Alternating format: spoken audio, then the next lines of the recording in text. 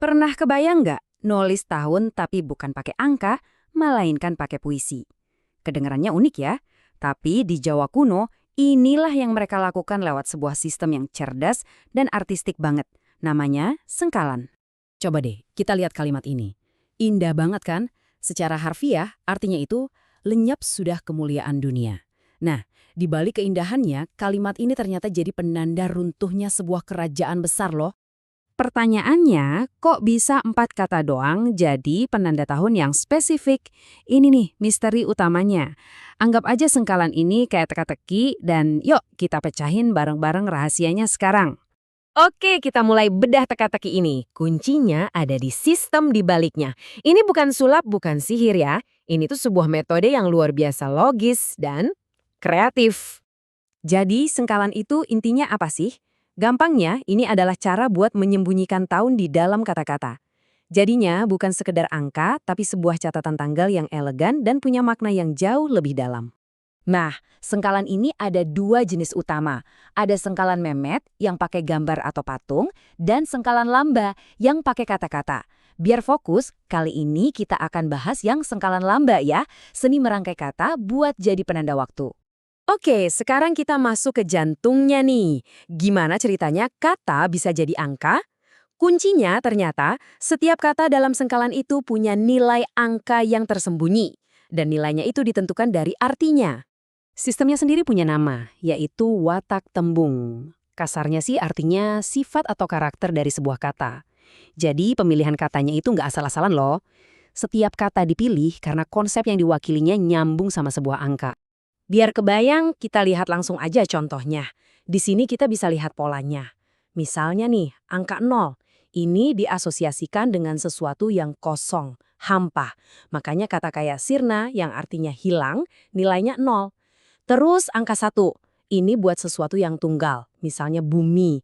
Angka 2 buat yang berpasangan, kayak tangan atau meripat alias mata. Masuk akal banget kan? Nah, udah tahu nilai katanya, terus gimana cara nyusunnya?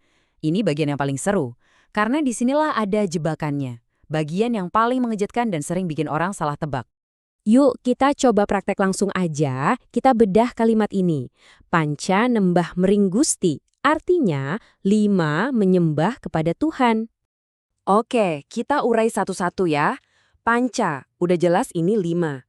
Nembah atau menyembah, itu kan pakai 2 tangan, jadi nilainya 2.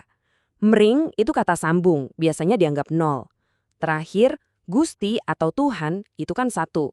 Nah, jadi kita dapat urutan angka 5, 2, 0, 1. Kalau gitu, tahunnya 52.001 dong. Tunggu dulu. Belum selesai.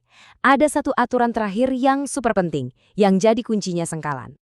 Aturannya adalah, kamu harus bacanya dari belakang. Yap, dibalik. Ini aturan wajibnya, kunci dari keseluruhan sistem ini. Jadi, Panca Nembah Mering Gusti itu bukan tahun 5201.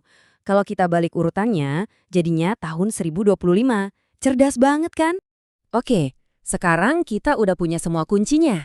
Kita tahu nilai kata dan kita tahu aturannya dibalik. Waktunya kita balik lagi ke misteri di awal tadi.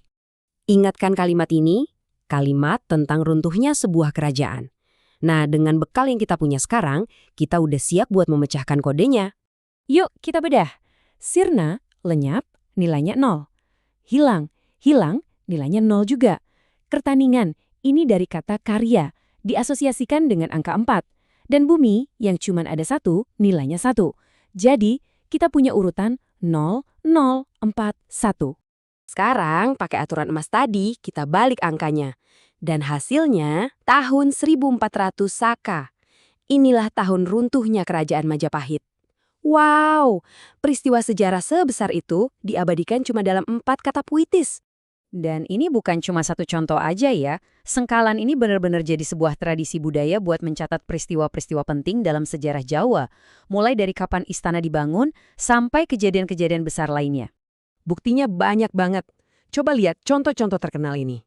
Ada Dwi Naga Rasa Tunggal, yang artinya 2 naga merasakan kesatuan. Itu jadi angka 2861. Dibalik jadinya tahun 1682 Jawa, tahun berdirinya Keraton Kartasura. Keren kan? Setiap kalimat ini beneran kayak kapsul waktu sejarah. Jadi sengkalan ini lebih dari sekedar kode-kodean. Ini tuh bukti pencapaian intelektual dan seni yang luar biasa. Ini nunjukin gimana sebuah kebudayaan bisa mengubah data, sesuatu yang kita anggap kaku dan dingin, jadi karya seni yang hidup dan penuh makna. Oke, setelah kita bongkar semua ini, terus apa dong pelajaran yang bisa kita petik dari sistem kuno yang keren banget ini? Ini relevan banget loh sama zaman sekarang. Di era kita yang serba data, sengkalan ini kayak ngingetin kita kalau cara kita nyajiin informasi itu penting banget. Anggap aja ini bentuk kuno dari visualisasi data atau storytelling yang mengubah fakta jadi sesuatu yang gampang diingat dan ngena di hati. Nah, ini jadi pertanyaan buat kita semua renungkan. Orang-orang di masa depan nanti, pas mereka ngelihat zaman kita, kira-kira catatan apa yang bakal mereka temukan? Apa cuma barisan angka dan kode-kode biner yang bingin? Atau mereka juga bisa nemuin keindahan dan makna dari cara kita menceritakan kisah zaman kita sendiri?